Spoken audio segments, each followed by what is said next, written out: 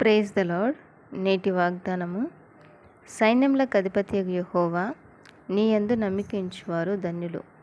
కీర్తనల గ్రంథము 84వ అధ్యాయము 12వ వచనము. మనుషులను నమ్ముకొనుట కంటే యెహోవాను ఆశ్రయించుట మేలు, రాజులను నమ్ముకొనుట కంటే యెహోవాను ఆశ్రయించుట మేలు. ఎవనికి యాకోబు దేవుడు సహాయకుడగునో, ఎవడు తన దేవుడైన యెహోవా మీద ఆశ పెట్టుకొనునో వాడు ధన్యుడు. ఆయన ఆకాశమును, భూమిని, సముద్రమును, దానిలో సర్వమును సృజించినవాడు. ఆయన ఎన్నడూనూ మాట తప్పనివాడు. యెహోవా ఉత్తముడు, శ్రమదినమందు ఆయన ఆశ్రయదుర్గము. తన యందు నమ్మిక ఉంచువారిని ఆయన ఎరుగును. యేసుక్రీస్తు ప్రభువు తన యొద్దకు వచ్చేవారిని వారి విశ్వాసం చూచి స్వస్థపరిచాడు. నమ్ముట నీ వలనైతే నమ్మువానికి సమస్తము సాధ్యమే అని ప్రభు సెలవిచ్చినాడు.